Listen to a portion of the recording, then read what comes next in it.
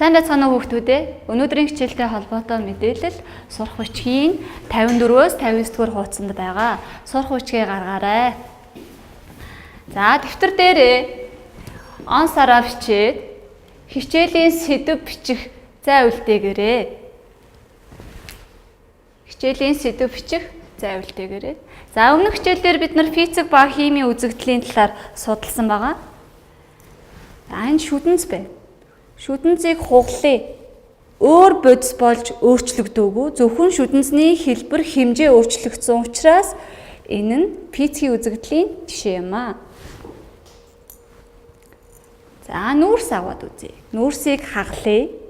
За, нүүрс маань өөр шинэ бодис болж өөрчлөгдөөгүй. Зөвхөн нүүрсний хэлбэр хэмжээ өөрчлөгдсөн учраас энэ нь физикийн үзэгдлийн жишээ болно. Өвөл гадаа хүүтэн болохоор бид нар дулаацахын тулд нүүрс төлдөг байгаа. Тэгвэл нүүрсний шаталтаар ямар өөрчлөлт ажиглагдах бол бүгдээрээ туршаад үзье. За, багшин туршилт нь цэвэр нүүрс буюу идэвхжүүлсэн нүүрс хэрэгжилж байгаа.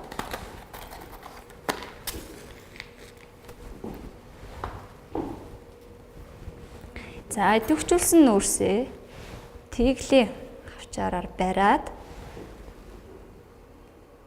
шатай. За, шатах үед халсан нүүрсний хэлтэрхий орч үүсгэж байгаа. Тэгэхээр энэ бол шаталт эхэлснийг илэрхийлж байгаамаа. Энэ урвалын үгэн тэгштэглээр илэрхийлж бичиж. Нүүрсний найрлагын ихэнх хувийг нүүрс дүрэгч эзэлдэг. Нүүрс дүрэгч нь агаар дахь хүчил дүрэгчтэй харилцан үйлчилж нүүрс дүрэгчийн оксид үүсгэдэг. Гэхдээ агаар дахь хүчил дүрэгч хангалттай үед нүүрсний найрлаган дахь нүүрс дүрэгч агаар дахь хүчил дүрэгчтэй харилцан үйлчилж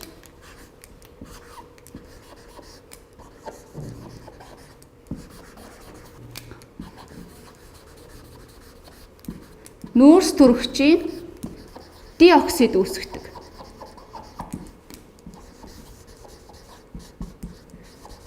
Нүүрс дүрэгчийн диоксид нь өнгөгүй үнэргүй хий.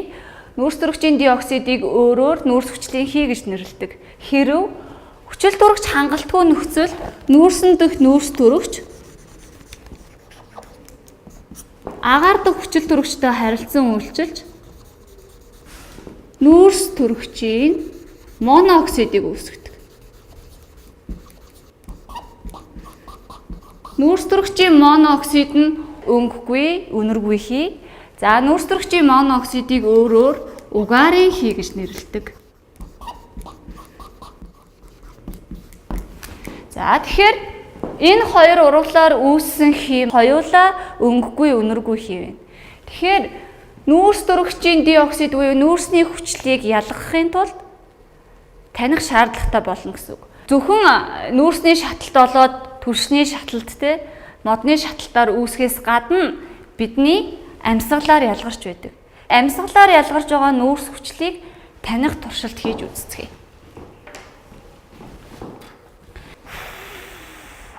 Үлээх тохиолдолд бидний амьсгалаар үүссэн нүүрс хүчлийн хий ялгарч байна гэсэн үг. За, нүүрс хүчлийн хийг танихдаа шохон ус буюу кальцийн гидроксид гэдэг уусамлыг хэрэглэнэ.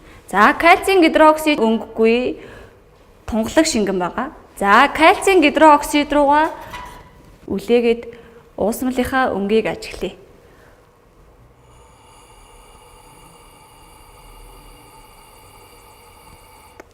Уусмалын өнгө хэрхэн өөрчлөгдөж байгааг ажиглаарай.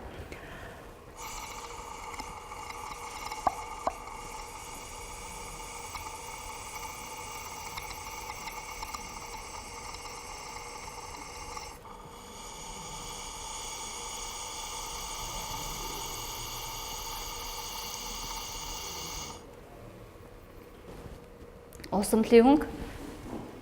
За, тэгэхээр анх авсан уусмалтайгаа харьцуулаад харъя. За, харьцуулаад харах юм бол амьсгалаар ялгарсан нүүрс хүчлийн хий кальцийн гидроксидтай харилцан үйлчилсэний үр дүнд уусмалд булингор үүссэн байна. За энэхүү урвалыг урвалын үгэн тэгштэглээр илэрхийлж бичье.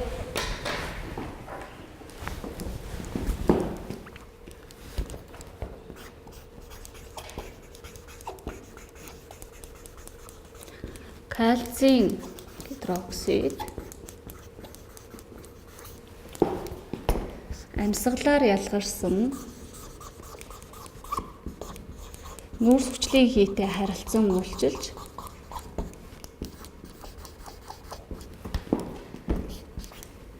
кальцийн карбонат ба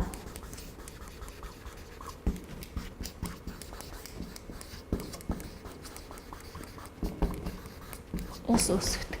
Тэгэхээр хуруушилтын уусмал кальцийн карбонат үүснээр уусмлын өнгө булингартаж цагаан дундас үүссэн байх нэ. Бусад элементийн шатах урвалыг бичлэгээр үзье. Металл натрийг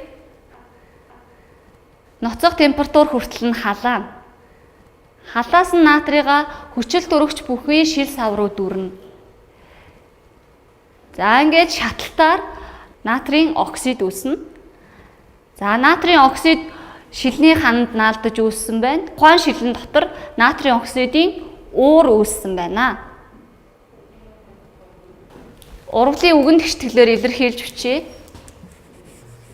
Натрий хүчил дөрөгчтэй харилцан үйлчилж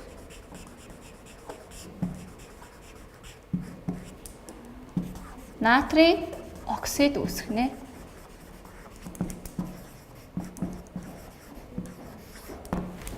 Хоёр дахь туршилтаа үзье.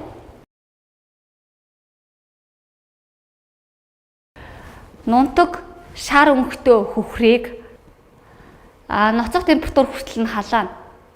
За ноцох температур хүртэл халаасны дараа хүчил дөрөгч бүхий шилэн сав руу дүрнэ. Шаталтаар хөх өнгийн дүл үүснэ. Хөхрийн оксидын уур үүснэ. За энэхүү урвалыг урвалын үгэн тэгштэглээр илэрхийлье. Хөхөр хүчил дөрөгчтэй харилцан үйлчилж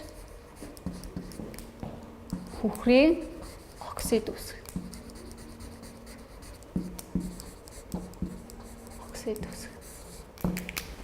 Фосфорыг ноцох температур хүртэл нь халаана.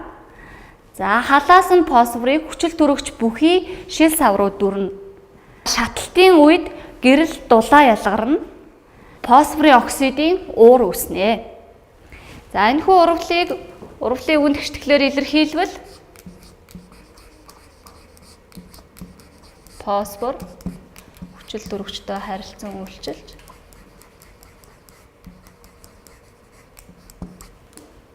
фосфорын оксид үүсгэнэ.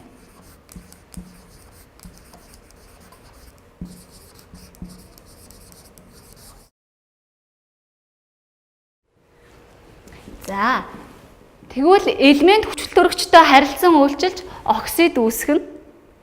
Гэхдээ зарим элементүүд хүчил дөрөгчтэй шууд харилцан үйлчилдэггүй. Жишээлбэл алт, галоген, инертийн хий зэрэг элементүүд нь хүчил дөрөгчтэй шууд харилцан үйлчилдэг байна. Тэгвэл бидний үзсэн 3 туршилтан дээр гэрэл үүссэн, дулаан ялгарсан, өнгө өөрчлөгдсөн, хий үүссэн гэх мэтийн өөрчлөлтүүд бий болсон. Тэгэхээр гэрэл дулаан ялгаруулан явагдах урвалыг шатах урвал гэж нэрлэдэг байх нэ. За тэгвэл өнөөдрийн хичээлийг баттгах зорилгоор дараах урвалын тэгштэглүүдийг гүйцээж бичье. Төмөр хүчил дөрөгчтэй харилцан үйлчлэхэд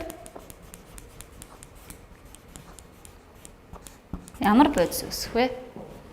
Төмрийн оксид үүснэ.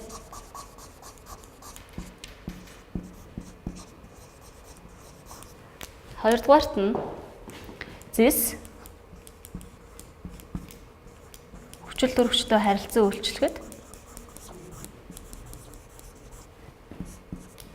зисийн оксид үүснэ. За 3 дугаарт нь ус төрөгч.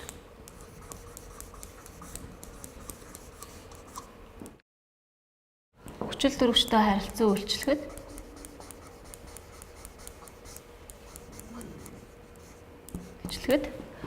ус төрөгчийн оксид буюу ус үүсдэг. Гэрийн даалгавраа тэмдэглээд аваарай. За 1-р нь амьсгалаар нүүрс хүчлийн хий үүсэх энэхүү зургийг тайлбарлаж бичнэ.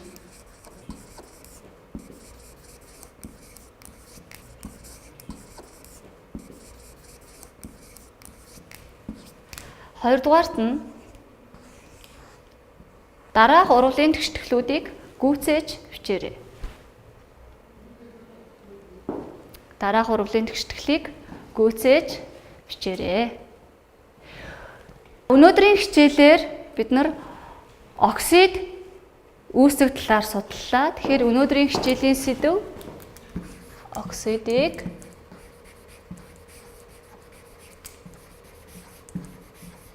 судлах. Дараагийн хичээл хүртэл түр баяртай.